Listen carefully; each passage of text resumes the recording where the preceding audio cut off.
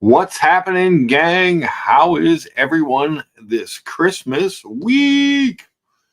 Hope everyone had a great week. Had an okay week. Cold here this week. And like one warm day, but then it was just cold and light snow bursts and bleh, ugh, yucky stuff. A little bit of icy roads on the way home last night. Hard to deal with. Hard to deal with. How's everyone doing, Logan Hall? Sorry about your Tennessee Volunteers getting smacked around by Ohio State yesterday. Nobody likes to see Ohio State win. Uh, I would imagine, especially you. On the screen, we have the culmination of the Muhammad Ali mushroom ragu breakfast, as far as I could recreate it. So, this is a Tuscan bread toast with cream cheese, a mushroom, spinach, and I actually threw some roasted red peppers into there. Ragu, and I made kind of a mushroomy, kind of little light sauce gravy to go with it, and topped it with an egg. Topped it with an egg. It was good stuff. It was good stuff. Ooh, Logan says 23 in his neck of the woods this morning. Yeah, it's been down in the 20s here, and got a little icy. I was really, the snow and ice last night coming home wasn't too bad for me, except for kept having to stop for people that were sliding all over the place. And then even with four-wheel drive to get going again, sometimes takes a little, because of other drivers. I was doing fine. Today after the show, I need to run to the market district and get all the prep for Christmas dinner. Rolf C's in the chat. Good to see you, Rolf. Always, always. Have a great stream, Lucha, and have a happy holidays. You too, sir. You too. Thanks for stopping by. We do always appreciate seeing you here. He says, that looks delicious. It was pretty delicious. So we've got a few breakfast things to go over from this week. Logan says, thank you for condolences, Lucha. Brutal ass whooping. Yeah. These first round games were pretty brutal. Penn State. Well, and it goes to not Tennessee. Tennessee had a very good year all year and deserved to be in the playoff. Ohio State's a really good football team. I think Ohio State and Oregon, Penn State are probably your three best teams that are all from the Big Ten. All beating each other up. Battle tested teams, but yeah, the Big Ten was really good this year. Adding Oregon to the mix was a big deal for the conference. So yeah, you have that, and then you have your. Hold on one second. Get this going. There we go. Okay, so yeah, you had some blowouts. You had some blowouts. Indiana had a really good year. Did they have a we belong in the playoff year? Not according to what happened to them against Notre Dame. SMU had a really good year. Lost their conference championship. Would you rather have seen Penn State play Alabama? Well, I wouldn't have, because we just, totally wiped the deck with SMU. But yeah, Alabama would have been a better game, I'm sure.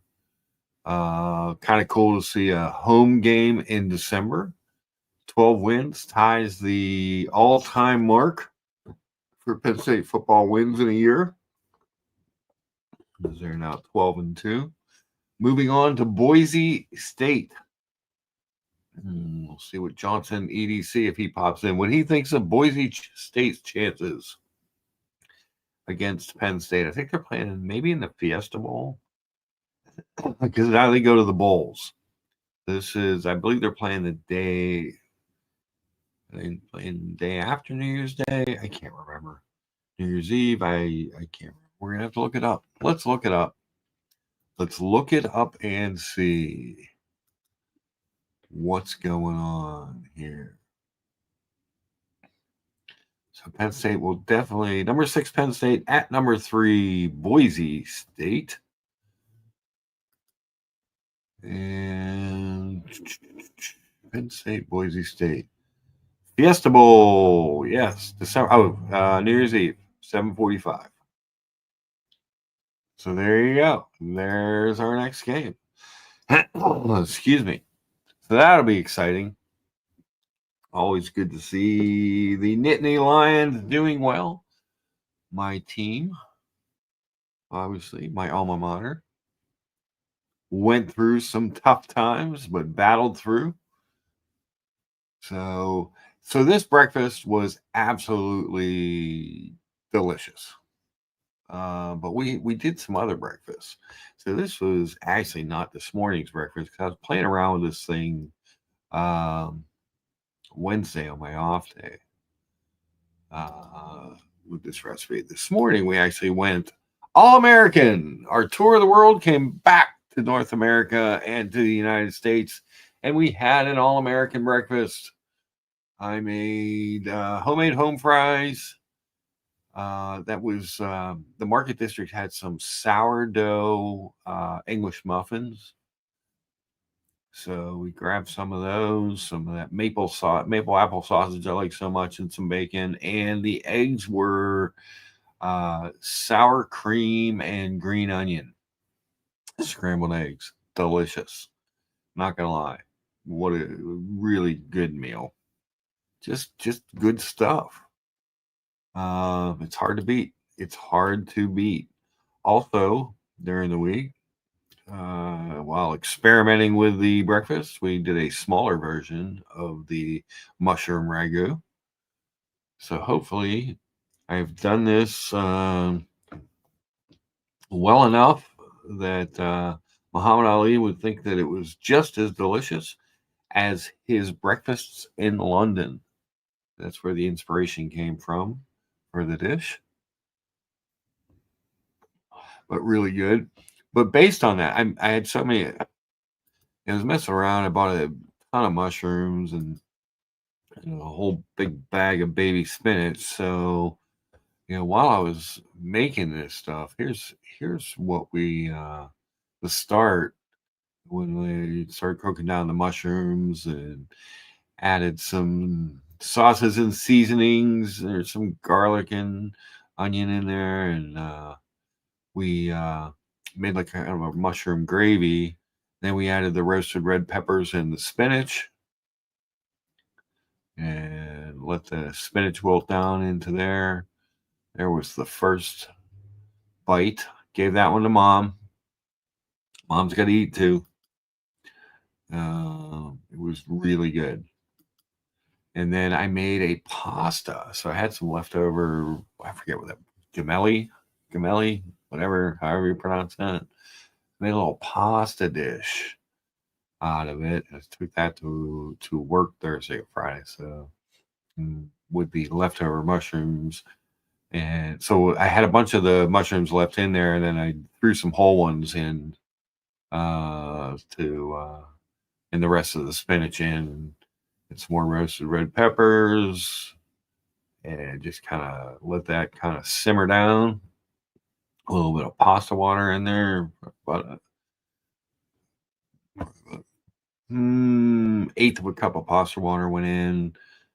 We just kind of let the pasta finish cooking in that little bit of a sauce, and it was delicious. Delicious. I'm not going to lie. Not going to make it up. I cannot tell a lie about the food.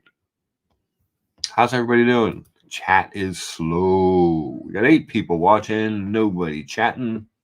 That means you're going to have to listen to me babble. Yeah, what are you going to do? So what do you guys think of the title of today's show? The Co-Axial Worldview. Why would I have a coaxial worldview? Because I love coaxial movements. I believe there's no less of an authority than the 1916 company's Tim Mosso when describing in one of his videos about the coaxial escapement movement that he was discussing. I think it was the 9900 movement. This is a 9920 in this one because it has the spy rate, but it's based off the 9900 movement. And he was talking about the coaxial escapement, the column wheel, the um, vertical clutch. So, and the double barrel, and he basically said that to get a movement that exquisite in most timepieces, you have to spend $50,000, which is one of the reasons that I love Omega. And Omega is my favorite watch brand. I'm not gonna lie, you know. And I know we are very Rolex centric, and I know when we get into the Colony and OC and stuff, we get into Pateks and APs and some of that other real high end stuff that I'm never gonna own. That's fine. I don't care. I don't care that you like them or that you have them, but I'm never gonna own one of those. But what I am gonna own are a lot of Omegas, I'm sure. I've owned a lot of Omegas. I've owned 3 Rolexes, owned a couple IWCs. Of the 3 brands, I would for me, I normally rank Rolex second or third. Omega's always on top, and because I think their movements are better, and I think you get variety and choice that you don't get with Rolex. I love the exhibition case back. I love the different dial designs. One of my, I guess my 2 big issues with Rolex. I'm not a fan of the Cyclops. Oh well. I didn't think it was necessary to be a fan of the Cyclops, right? I'm just not a big fan. It's not my thing, um, if you will. I'm also, it gets, I get a little bit annoyed because I consider them to be a teeny tiny bit lazy because all of their dials look the same with the exception of a couple. So if you're looking at a Rolex sport watch, Explorer 2, GMT, Sub, Sea Dweller, Deep Sea, the dials are not, yeah, they're kind of the same. Yeah, you get some different bezels and different, but it's they're very similar. The other reason that I love Johnny O says driving and chatting is not a good habit. Of course it is. Drive and chat away, Johnny O. Ralph C says, buy what you like. It's simple. Yeah, absolutely. So, yeah, all those dials look the same. It's the same dial. So, I don't know. That bothers me a little bit. I think Omega has too many choices and Rolex has not enough choices. But at least with too many choices, I can find what I like. The other thing I like about Omega is they are big wrist centric. What do I mean by that? What does big wrist centric in a watch company even mean? For the 4 of you that are still watching, we will go explore that as well. So let me go over to the Omega site.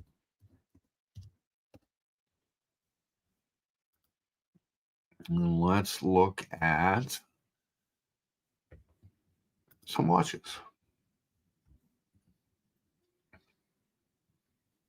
Let's start with the Aquaterra line. You guys know that I love the Aquaterra. I think it's one of the best Gata watches going. It's a beautiful watch, lyre lugs, date at 6 o'clock, coaxial escapement. But what do you get when let's go down. All right, so let's pull up this 38 millimeter Aquaterra. Still 150 meters worth of water resistance.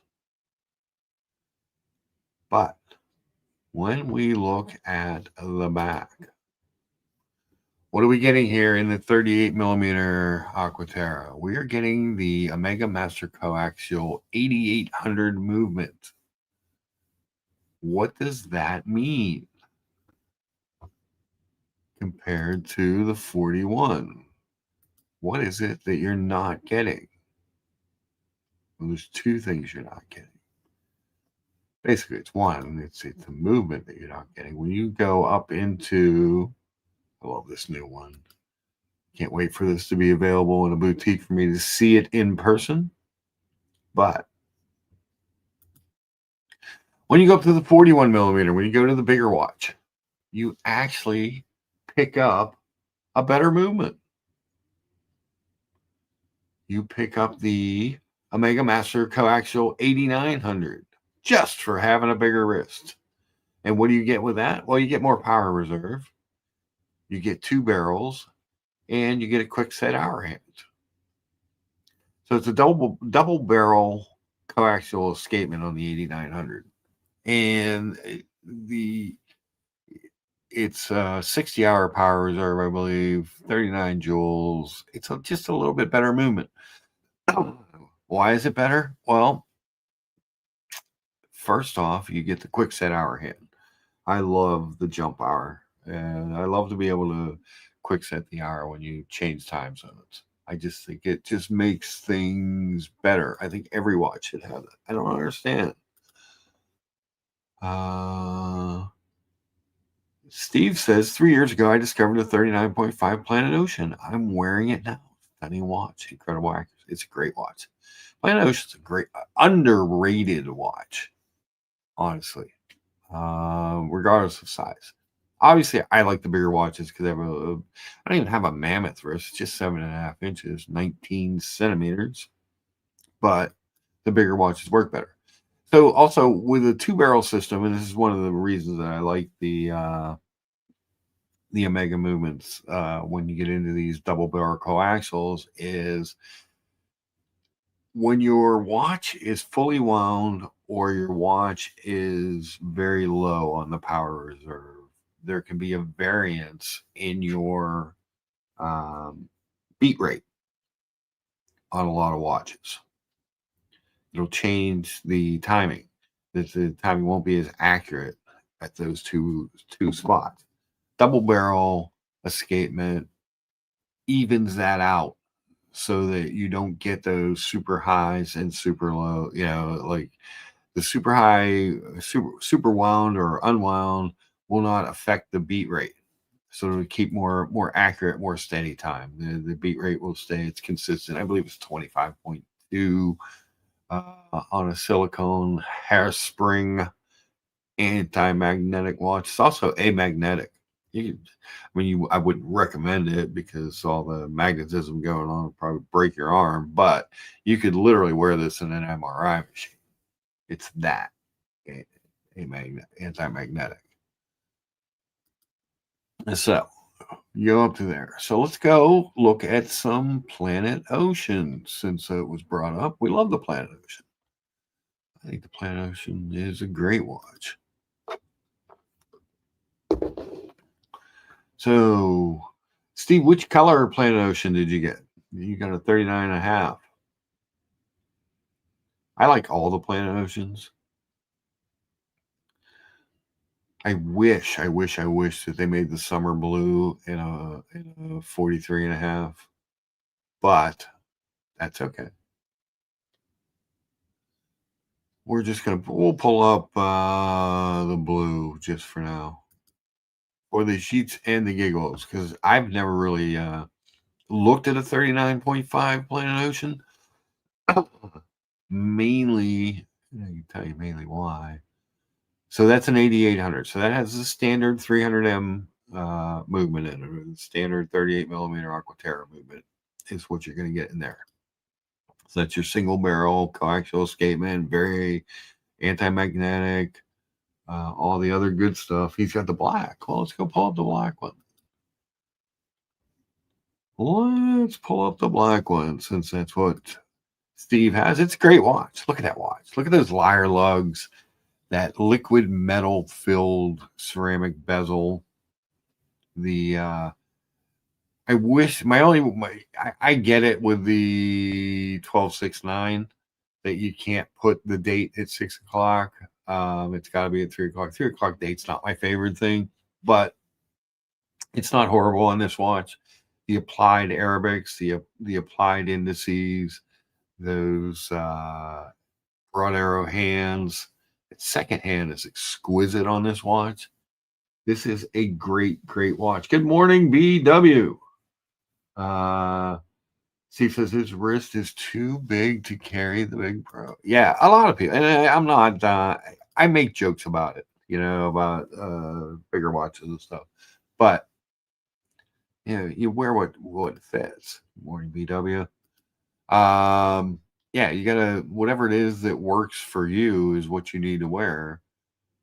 But so like this black 300 that we have on the screen, this is Steve's watch. So you're still going to have the bracelet on these things is amazing too. Much better than the standard Diver 300M bracelet. It does have the push button adjustable micro adjust on it, which is actually so easy to use. The Omega, this one has a very small amount of it in it, but I mean, it's literally you push on that button and move and just move it. It's so easy. It's so much easier than like a glide lock. But this bracelet is great on this watch. It does have some taper, but you are getting the 8800 movement, so you're not getting the quick set hour or the double barrel escapement. That's the differences. But I will say, every 300M I've ever had kept an incredible time with the 88, because the 300M, unless you go bigger, has the 8800 movement in it. But these watches are amazing. Great value. I always like this. They call this one the Oreo. This is the black and white GMT. I always thought that was a good looking piece. Big, thick, 17 millimeters worth of thickness on that watch. Let's see. Well, guys, we do need to get into the Christmas spirit. It is Christmas week after all. Don't forget, midnight Eastern, we will be doing Lucha's Midnight Mass Madness again this year, like we did last year. It wasn't a big show, but it was fun. Speaking of Christmas spirit, how about Yuletide Dick? Well, hello there, Mark, and a Merry Christmas to all y'all and everybody in your group there, except for your Pittsburgh Steelers there. No Merry Christmas for them. They suck. Cowboys all the way. Go Cowboys. Yeah. I don't know about them, but they stunk yesterday. Yeah. Hey, Mark, I'm going to tell you something, all right? You like my Penn State hat? I don't care about that. That ain't no 10-gallon hat, so it don't matter none. Yep. Mark, I'm going to tell you something, Mark. I'm a little bothered by you. I'm a little bothered by you because, down here on the cattle farm, yeah, we eat the beef. I don't see you have no beef for breakfast. No. I'm gonna see you next time you go do a steak and eggs, right? Well, you do steak and eggs.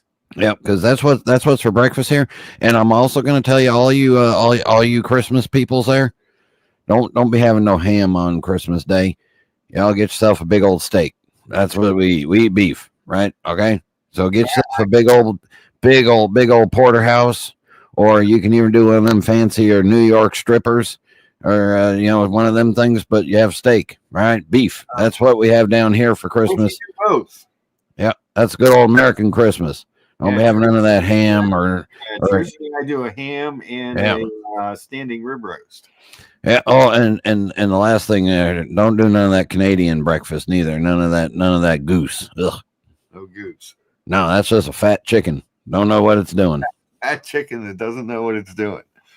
Well, there you go. Yeah. It's a fat chicken that ate a Ford truck. Yep. So I just want to come by here on the Sunday morning. I had me some computing problems this morning. Had to go get my younger boy come over here and tell him to, log me in on this here thingy.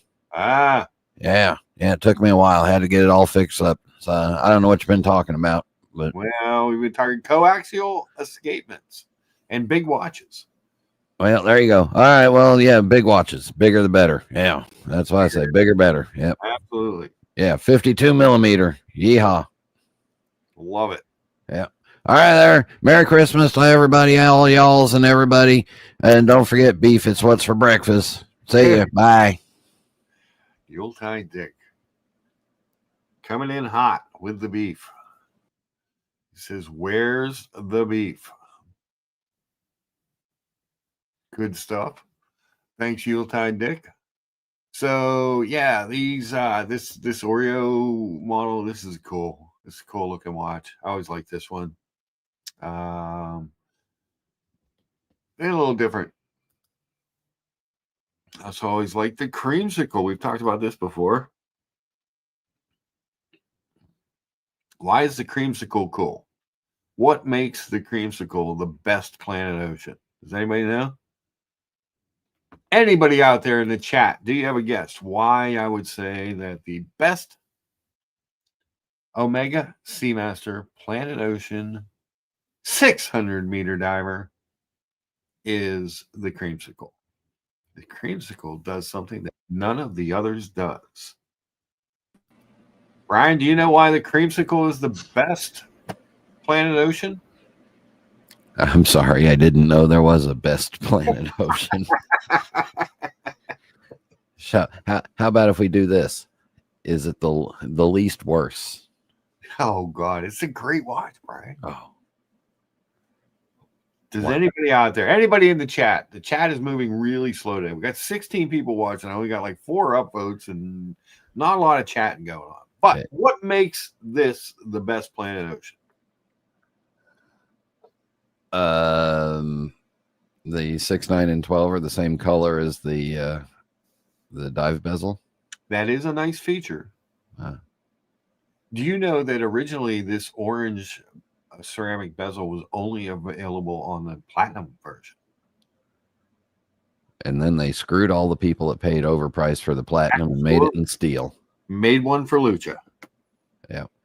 So hey, why didn't they spend the extra $3 and change the color of the date wheel to match the color of the markers? Yeah, I don't know. But what makes this special? Does anybody? Somebody has to know. I can't be the only person who knows. There's 18 people. Someone needs to know why the creamsicle is better than all the other Planet Oceans. It's almost the same as your IWC that you like, except for the second knob on the left is up a little higher. Yeah. And it's a true helium escape valve. So when I do my saturation diving, my watch will be safe, Brian. Duh. Because I'm so apt to go diving here in Pittsburgh. Right. I wanted to go diving one time, but they wouldn't give me a helmet big enough for my pipe. Rat bastards. Yeah. All right. Why is this so special? Logan Hall says, is it the first coaxial movement in Omega? No, that was actually a DeVille of the first coaxial movement. Now, the bezel. It has to do with the bezel. The bezel. Is the bezel... Wait. Is the bezel scratched? No. Was it recut somewhere? Nope. Oh, damn. It's loomed. Because that's what you need in a dive watch. You need a loomed bezel for when you're in the deep, dark water. No, you need that when you wake up in the middle of the night and go to the bathroom. Look at your watch and it says, "Ooh, I don't even have to turn on the light. I can just pee in the dark." Well, at our age, it happens a lot. It's dark anyway. Who cares? He has a 39.5 in black. He says his AD said everyone loves the creamsicle, but no one buys it. You have to accept that blood orange bezel.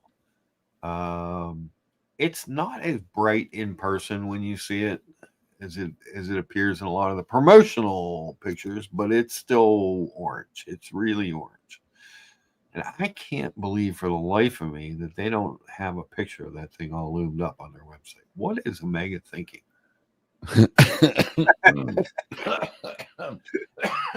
I'm sorry, you shouldn't say stuff like that when I'm taking a sip of coffee right here. But as I say, why I love Omega, Brian, they're bigger watches. They put the better movement in. They upgrade the movement, the bigger the watch. So you end up with the 8900, the double barrel coaxial escapement, and the quick set hour hand. I will say, and I have said before, and I will continue to say again, that coaxial movement is the best mass made movement available on the market. I believe that wholeheartedly. Yeah. Obviously, I'm a big Omega fan, but yeah, and I actually there was a video I saw years ago. It was Tim Mosso. He was doing one of the chronographs with the 9900 movement in. He said you have to spend 50 grand really to get a movement that good. Yep. They found a way to mass produce Dr. George Daniels' movement. But I can't believe they don't have a picture of the loom shot on here. That's terrible. Terrible. Terrible marketing.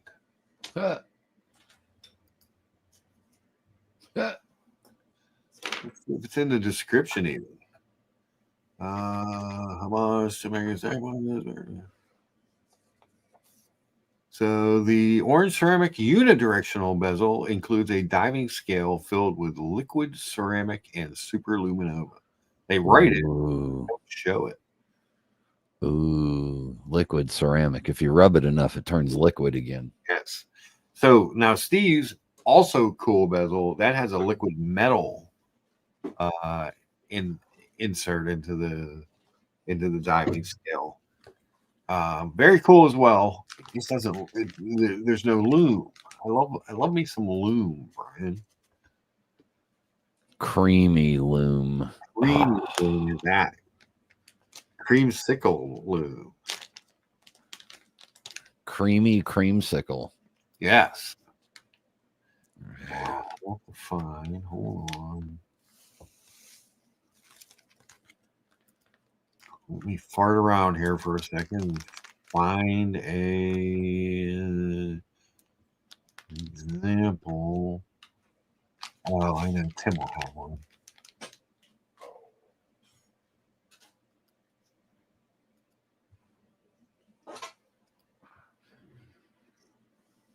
Let's share this tab.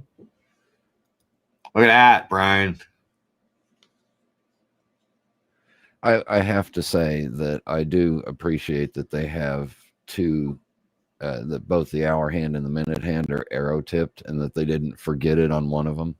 They did that, and I also like on Omegas that on their dive watches that the pip and the minute hand are green while the rest of it is blue. So that was a mistake in China, but they went with it.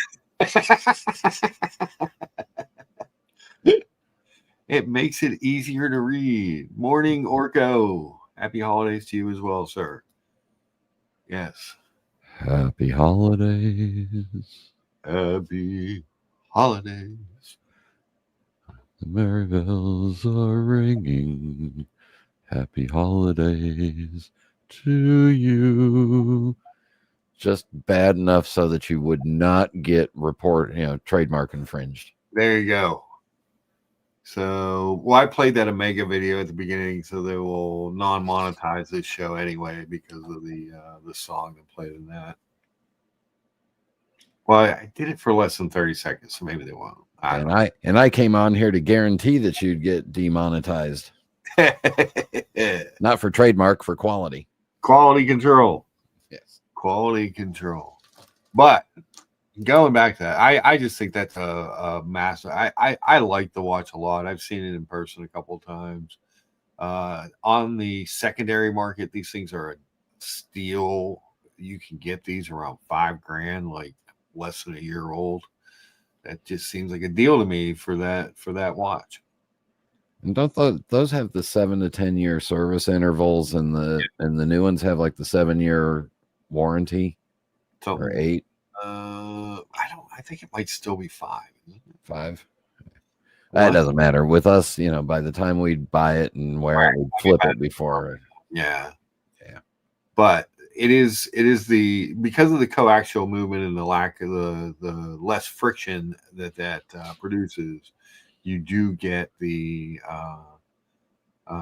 service intervals are extended. Yeah. I can say that on here or not. And the bracelet on this one I like a lot better than the Majigger. Let's see. Does it say on here? Probably doesn't. They got terrible advertising. Why is it that watch companies, Brian, have like the worst websites? Because they're still working on stuff that was designed in the 1880s. Is that what it is? Yeah. And Omega is one of the better ones, but it's still like, what the hell? Yeah, 5-year warranty. Yeah. To find anything on these things is ridiculous. So I know like the Richemont brands, you can extend those out. They come with a 2-year warranty that if you register the watch, they'll extend to 8. Brian, you'll be proud of me. No. Yep. I passed on 2 watches this week. I was really close to buying one of 2 watches. Uh-oh. One was an Omega. But what do you think I passed on? And it was the right price too.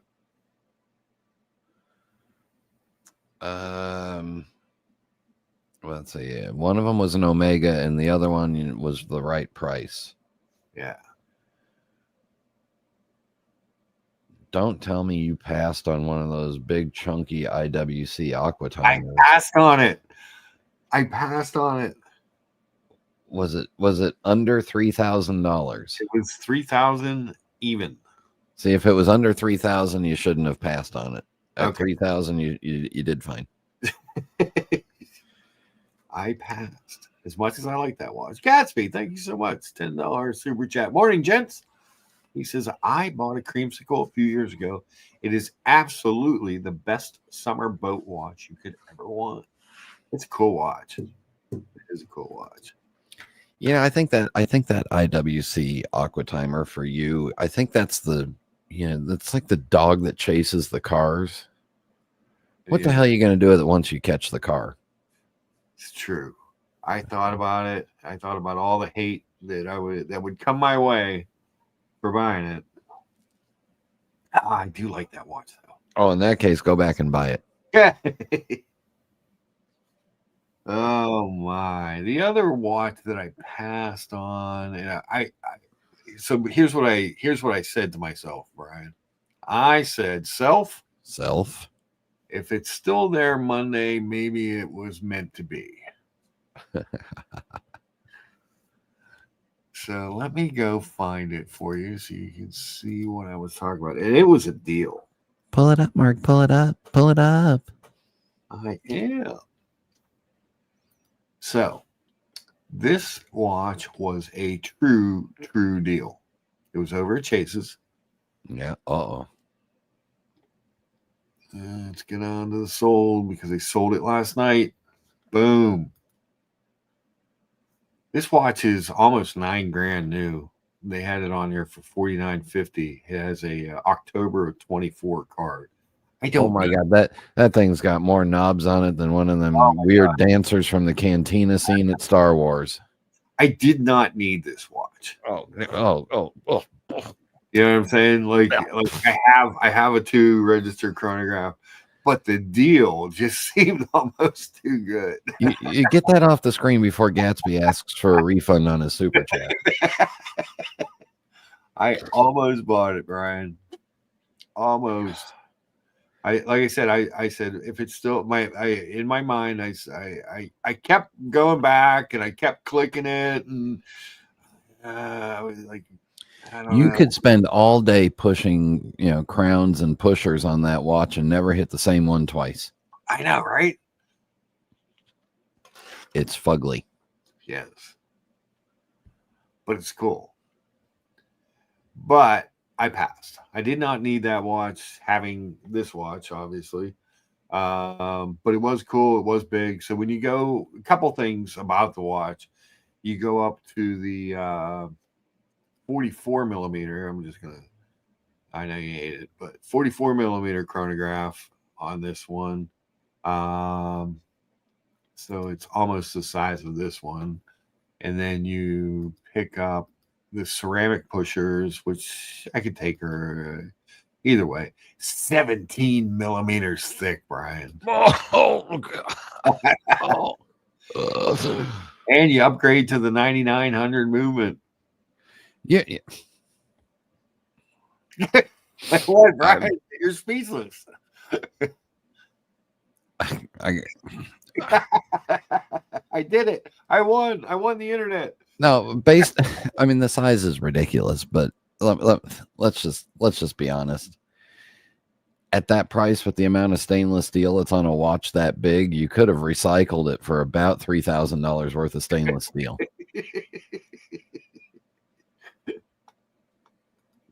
Billy says, but if it has a $10,000 retail, that means it costs Mega around 5,000.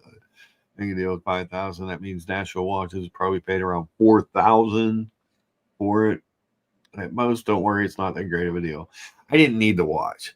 I just kept going back and looking at it, Brian. I don't know what it had been on there for a couple weeks. I think every time you went back and looked at it, it added another crown or pusher to it somewhere. Something grew out of the case. Yeah. But yeah, I didn't do it. He says Mega Watches is a 50% markup. I don't begrudge anyone making a profit on their products. I just don't want them to make it all on me.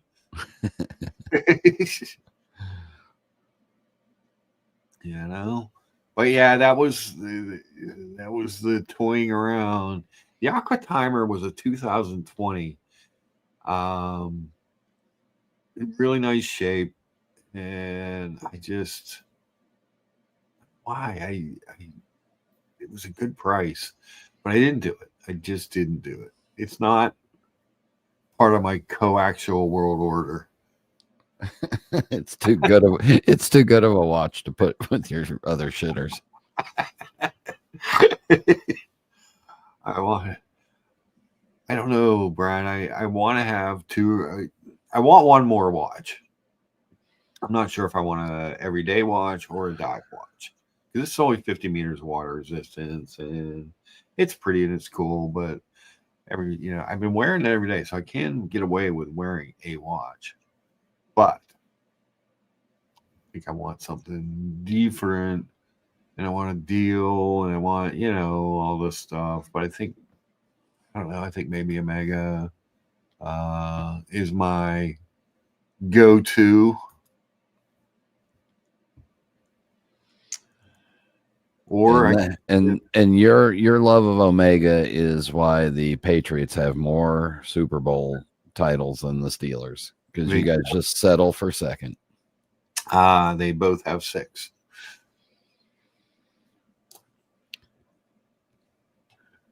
Chuck Noll won 4, Bill Cowher won 1, Mike Tomlin won 1. They are 6-2 in the Super Bowl, whereas the Patriots are like 1, 2, 3, 4, 5. I got a funny Disney World story for you. Yes. About a week ago, guy comes up to to get on the monorail, and he's, man, it's busy here, but I saw Franco Harris, and he was wearing a Pittsburgh Steelers Franco Harris jersey too. Franco Harris died 2 years ago. And I'm thinking to myself, there is no way in hell Franco Harris himself is walking around at the Magic Kingdom all day wearing a Franco Harris Pittsburgh Steelers jersey. The man literally died 2 years ago. He's like, he's gone. Franco Harris, yeah, Pittsburgh Steeler and Penn State legend. Yes.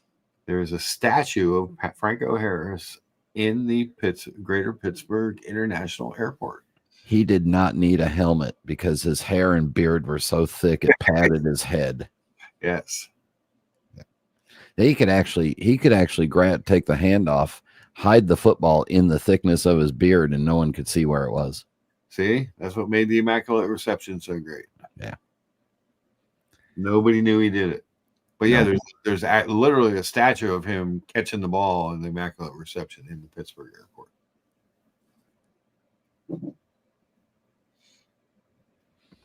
All right, and I'm going to admit to the public right here. How many people are watching?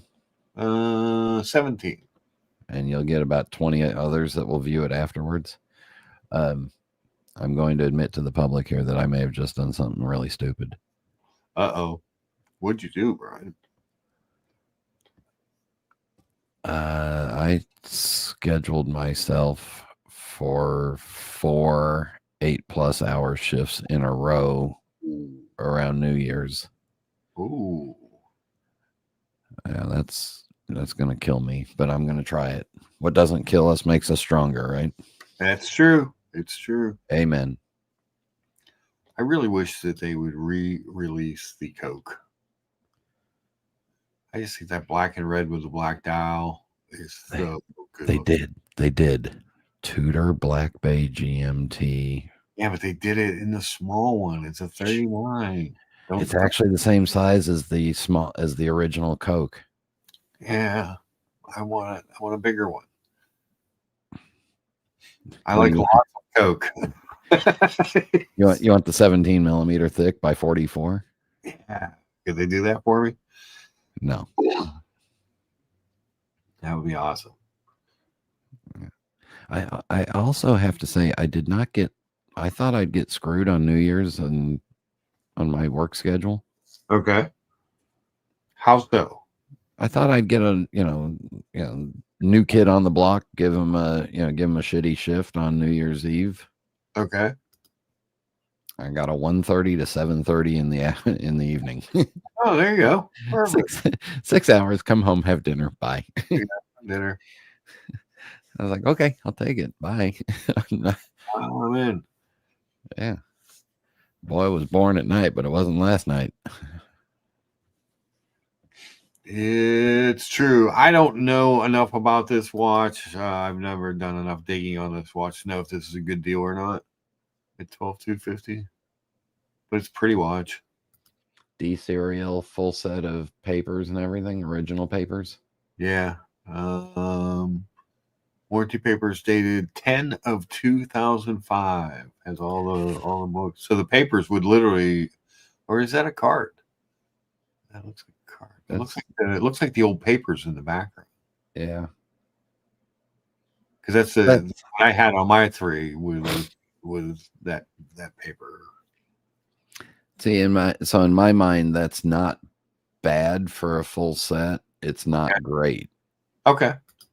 Because you can get the first edition, the Fat Ladies. Yeah. Which are really starting to become collectible. 1986 to 1990 something, the Fat Lady Cokes that were the first version of the GMT Master 2. You can get those in pretty good shape for that price. So, okay.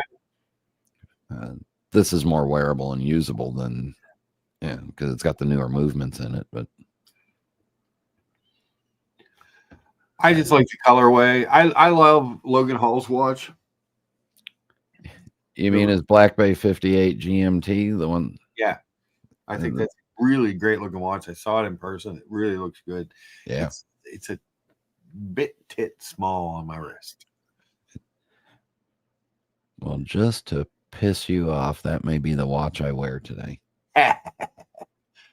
It's good looking. It really, they did a really nice job with it, but it just, if it was the 41, I'd be all over it. I wish they had done it in the 41.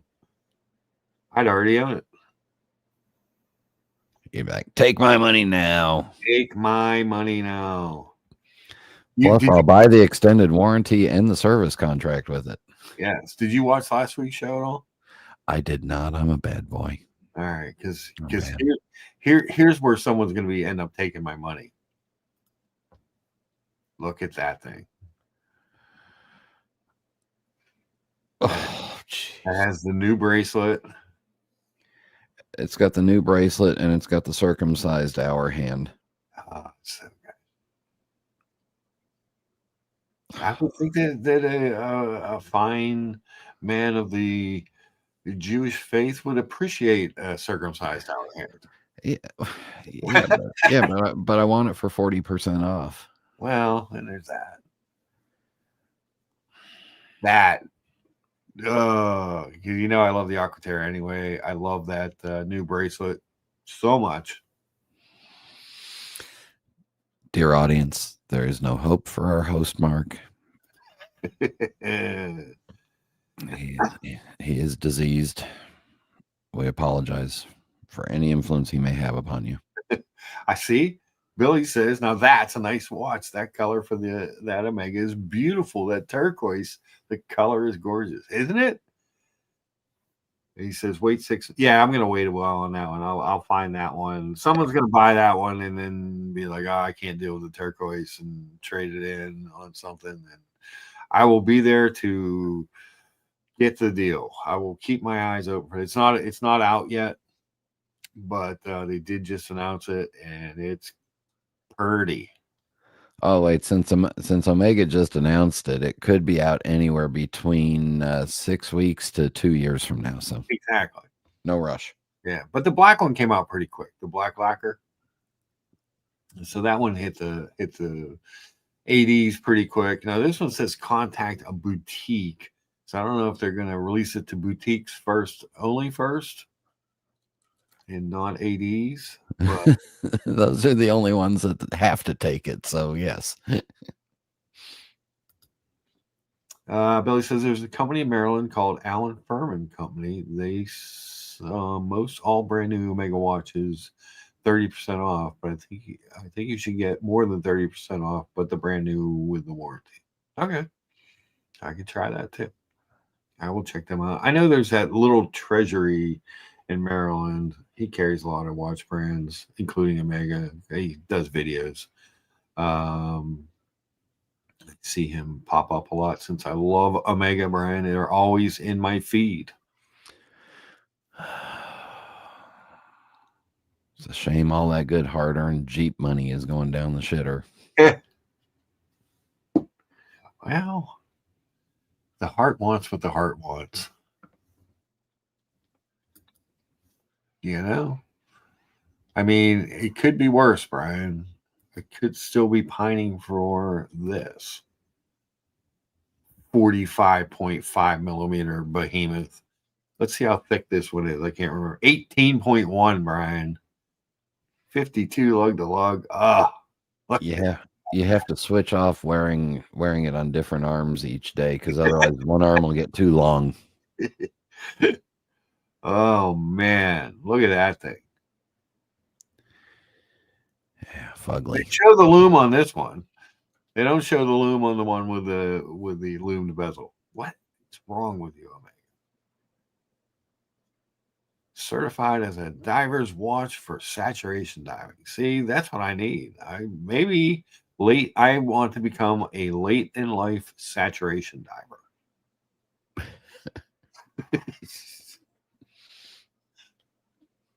It could happen.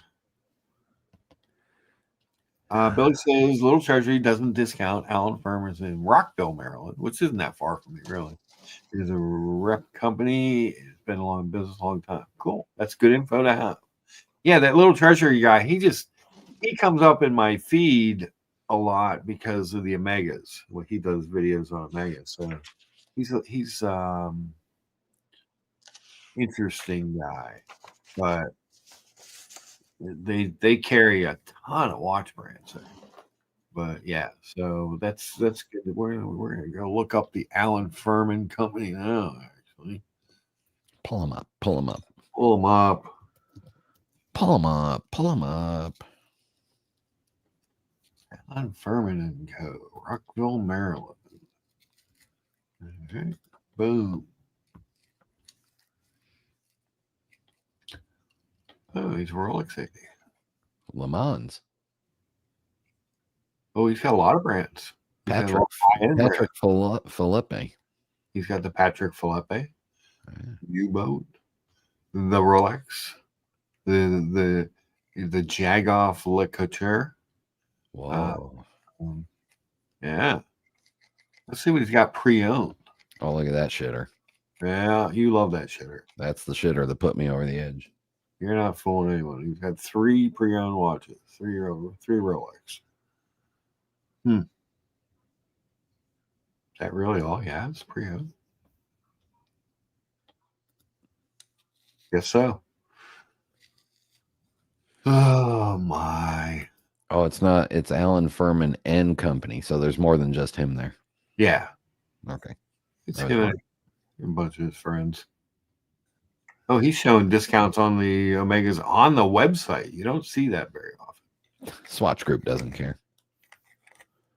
Yeah, but even so, you don't see that. I will tell you, if they put this one on the new bracelet, Brian, I might buy it again. That was great. That was a great looking watch. Oh, Brian, it really was though. You know what the difference is between a slut and a whore? Pay? Yeah. You're an Omega slut. True story. I don't deny it though. Hey, look at this thing. It's Wow. back. 17 knobs. Look at that. Lots of knobs. 8,400 for a brand new James Bond from an AD with the full 5-year factory warranty. That's not a bad deal. What do you think of this watch, Brian? Because I go back and forth on my thoughts on this thing, on the No Time to Die. The part of this watch that I like the most is the bracelet. Yeah, bracelet's cool. Yeah. I don't like the spacing in the lugs there. Because of the bracelet? Yeah, the bracelet's so pretty and so neatly organized and everything, and then you got this big old gap. Big old gap. Um, It's a very dark watch in person. yeah. When you see it, it's like I think I shared on the stream maybe a month or so ago. I ran into a guy at the Market District who was wearing one of these, and it's good looking, but it's really muted.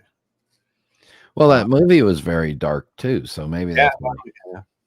Hey, in case you're earmuffs, if you don't want to know the end, he dies. He actually did have time to die. Yeah. It was on a schedule. I saw it. There's your Snoopy. Yeah. What's he got that for? Inquire within? Yeah, inquire for this product. He may not. They probably don't have one in stock. Yeah. I doubt that you're getting 20% off on this Snoopy. Yeah.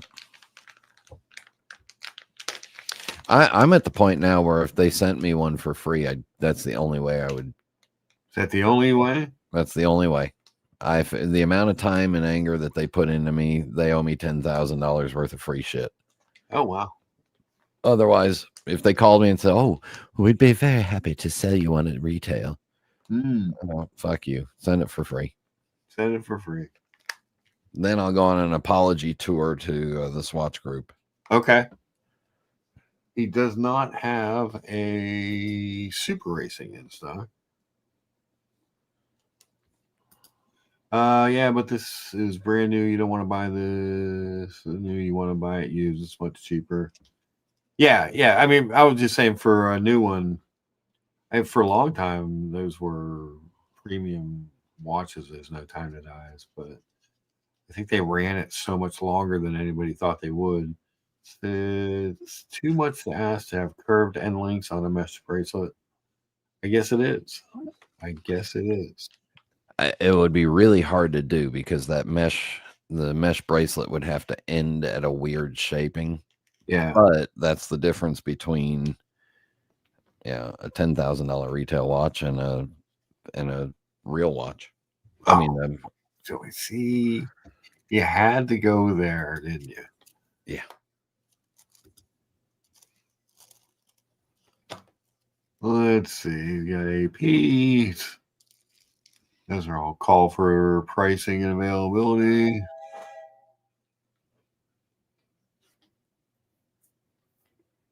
He's got fake. I bet you he's got a fake AP. Oh no, he's only got one Maurice Lacroix. So, have you ever seen that icon, Brian? Not in person.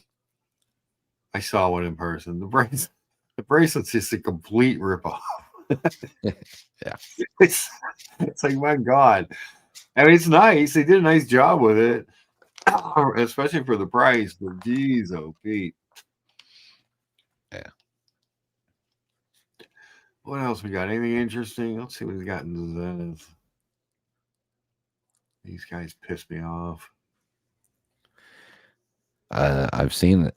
Scroll back up to the gold Chronomaster Sports. The full. I've seen a couple of the full golds now coming down into the $18,000 range, Ah, and I'm like, getting close. Oh my God. I know. I know. It's Chronomaster Sports a good looking watch. They make a lot of nice looking watches. So many of them are like homages to other stuff. He doesn't have any Defies in here, any Skylines, but that's a ripoff. This, I don't know. Who was somebody in the somebody had bought this one new. Somebody in New York. I can't remember who it was. But then traded it in almost immediately. But it's cool watch. But it's really homage looking as well. I don't know. I don't know. I don't understand what it is that they're trying to do. I'll tell you another watch I like. Let's see if he has one. First, no, he doesn't. There's that. I can't remember what it's called. Hold on. Oop. Why is my mouse not working, Brian? I don't know. Why are my fingers not working and typing what I'm intending to type? The world is just a mystery. Yeah. I was trying to buy a watch on eBay. Okay. And I don't want to talk about it because if the deal goes through, then I'll do a massive industry shaking unboxing. Whoa. And it's not a Swatch Group product. What? And it's not that massive. Negotiated with the seller and got the price that I agreed to, and then went to accept it, and it kept telling me there's an error. Contact customer service. So one of the things customer service said was, well, you need to delete and refresh all your cookies. I said, that's not working. It doesn't work that way because I tried it on the app and it still can't get to. But she said, oh, please go ahead and refresh your cookies. So I did that. Yeah. That's what took me 20 minutes to sign into StreamYard because I couldn't remember my account. And it deleted my login and everything when I. So Billy says these are not cheap, but if you want a new watch with the full warranty card, this is where you go. Yeah, I can see that. His prices are not cheap, but if you want something brand new, and then there's a little bit cheaper than other people fully would warranty with the card. Yeah, getting the full warranty card is important when you're. That's the problem with like your Watch Maxes and your Joma shops and stuff. You don't get the factory warranty card, and that can be an issue. So if it's a cheaper watch, like if you're buying an Oris or something, that's maybe look at there, or maybe even a Longines, but you're not getting the as long of a warranty either because like you can extend an Oris warranty. I think Longines and Swatch Group, so it's a 5-year warranty. But what do you think of this Polaris Geographic? I would never pay $16,000. Oh God, I love that. It's so good looking though. dive watch and a dual time, technically geographic thing. Power. Oh, JLC. Oh, It's so good. all right. In that case, I'll be back in a minute. All right. It is such a good looking watch. And Oh, the case is good. Then it's got all those extras. Oh geez, dual time. Oh god. Billy says, yeah, Jumbo Shop gives you the fake warranty card that belongs to them. They give you a mega warranty card I bought from before, and I have one watch that broke, and I took it to Omega and they fixed it. Well, that's good. That is good to know. Yeah, I didn't know how that worked with those aftermarket warranty cards. So this is the Polaris Geographic. So it's dual time display.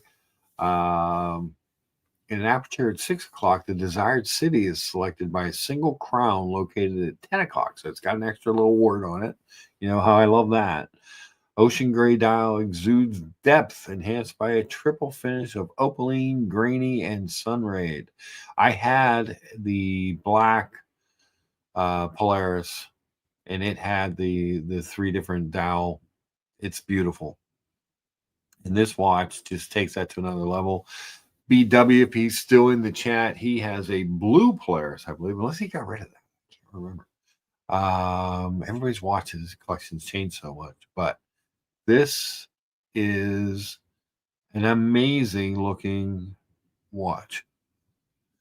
I just think they just did such a nice job with this thing. The movements are amazing looking, but the watch itself, let's get a good picture. Look at that. They have an opaline dial on the outside. And then you have your grainy pebble finish. And then the sunray in the middle. And with that kind of gray bursting out to the black.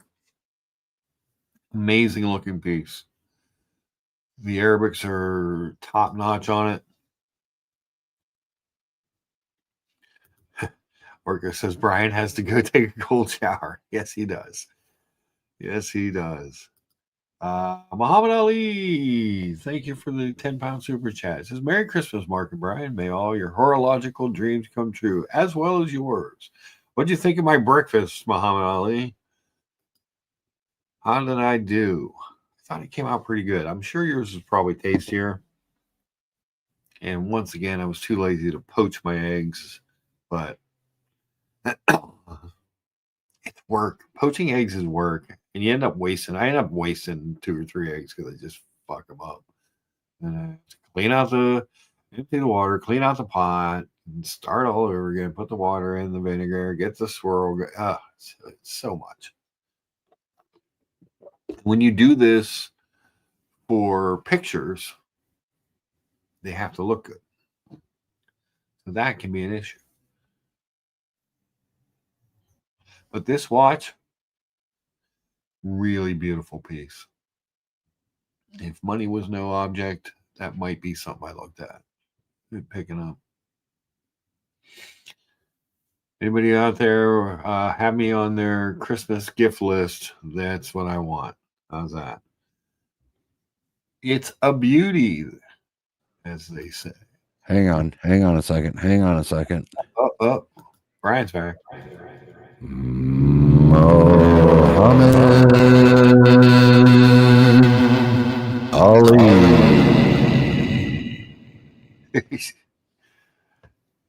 Look at that. You got an introduction and everything. You're living large. Love the photos of your breakfast earlier this week. Thank you, sir. Except I heard there wasn't enough beef in it. There was not enough beef in it. It was a mushroom ragu. Well, that's probably why you can't have a real man's watch. You're eating too much weird food. Too much weird food, he says. Well, let's see. Muhammad Ali, there was the final creation. So I did 2 pieces of toast on this one. A bunch of the mushrooms. Remembered the spinach this time. Added a little roasted red pepper to it. And the egg and the chives on top. Ah, it's so good, Brian. I have to say, I'm not a half bad cook. You want No, something? I, You I want keep I keep saying someday you're gonna make a lovely wife for a guy. But I wanted to go find, since we were talking about the finish on that JLC. Here we go. That was my old JLC. You had that for what? About the power reserve of it? 6 months. Oh, okay. Wow, that was pretty. All right, never mind. Maybe 7. Remember, it was in service for a month. I was pissed.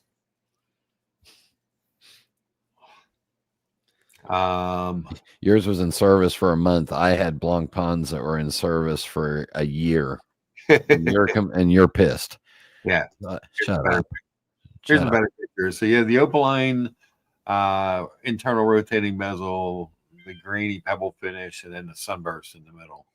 They do a nice job with the finish on those watches. But when you, I mean, and that was just a simple no date 3-hander. When you compare that to this thing, oh dear Lord, look at that watch. Just tasty good.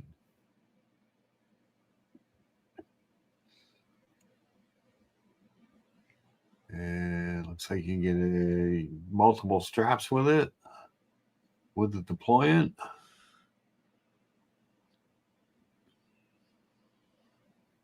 It's just good.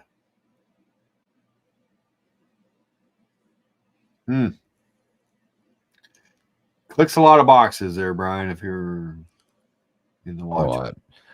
I've had a secret private love affair with the Polaris perpetual calendar that they diver, and yeah. some of those are coming down in price. Mm-hmm. Yeah, this may wiggle that jiggle down the road. There you go, gold one. Oh yeah, baby. Oh yeah. Look at that thing. Yeah. It's good gold looking. on rubber. If you buy the stainless steel, it comes with the rubber and the stainless steel with the micro adjusts. Yeah. That was nice on that bracelet. You had 2.5 millimeters of micro adjust on either side of that butterfly, so you could dial it in a little bit. Yeah, I bookmarked. I'm not telling people where, because then they'll go and frickin' find it and snake me. Did you ever hear the story of BW's JLC, his Polaris? No. The guy's the best. Especially the 100% discount. Yeah. So he has. Let's go back. I don't care what watch it is. 100% discount. I love it. He has. Well, I think it's essentially this one, but on the bracelet. He's got the blue, but on the bracelet. And when or is that the memo box? That's the memo box. Hold on. There it is. And that's another memo box. Jesus. Maybe they don't make that one anymore. I don't know.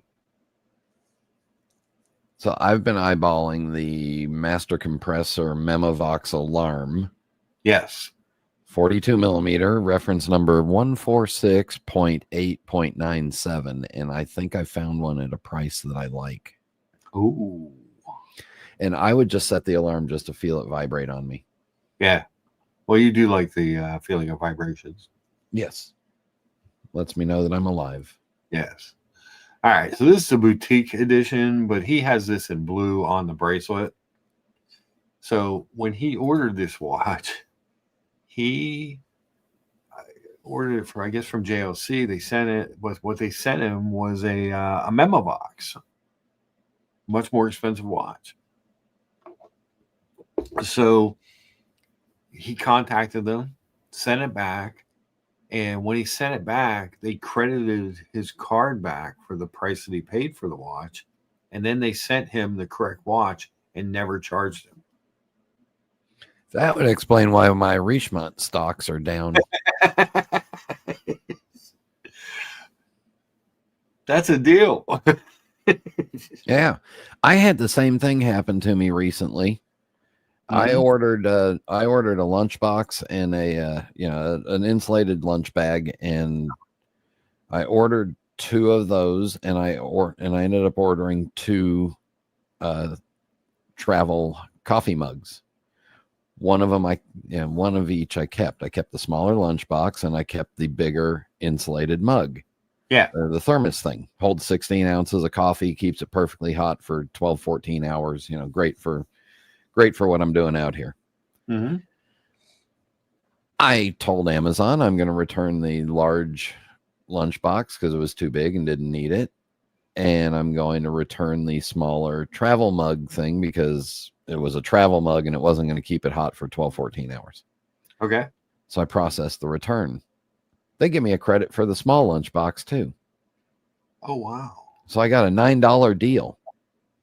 BW got a slightly more dollar value deal out of it, but Yes.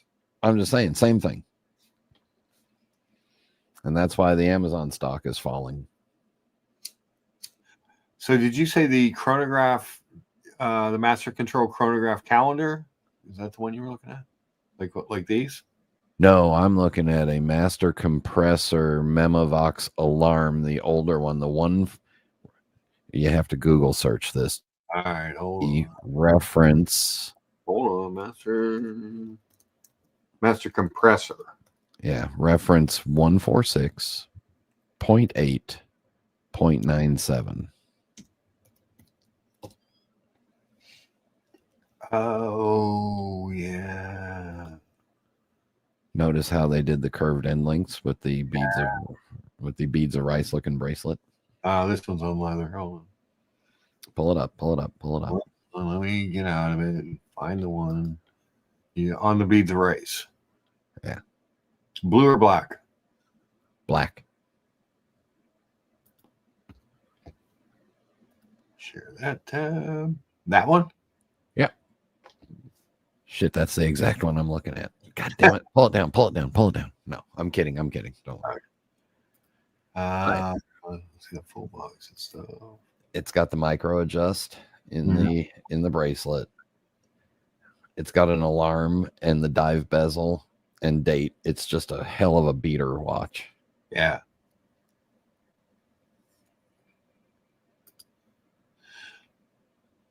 It's good looking. No exhibition back on that one.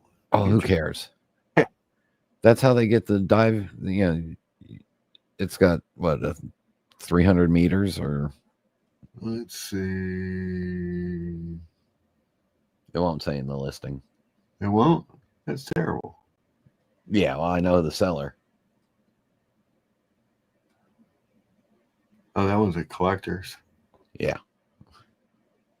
Where do you think I shop? What are these red arrows? That tells you when it is safe to operate. Those are the crown locks. Oh, okay. So you rotate it open and then you make the adjustments, then you rotate them back. So if you see red, you're dead. Interesting. Yeah. I like the dial on that one. Look at a picture.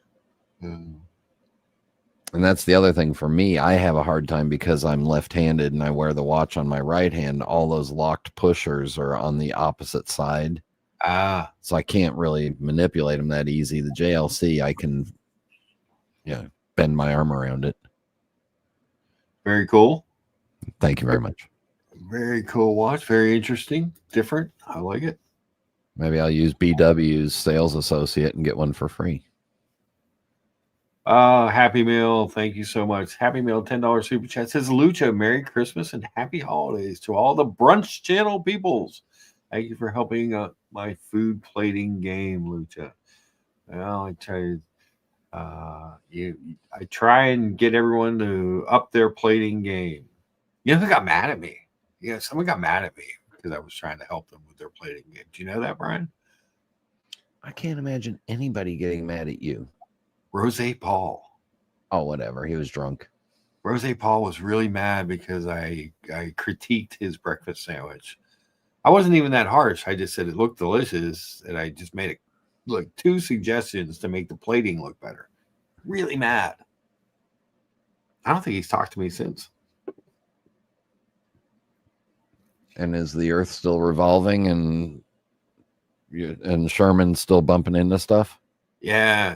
Well, Sherman's finally adjusted to the new kitchen. move on.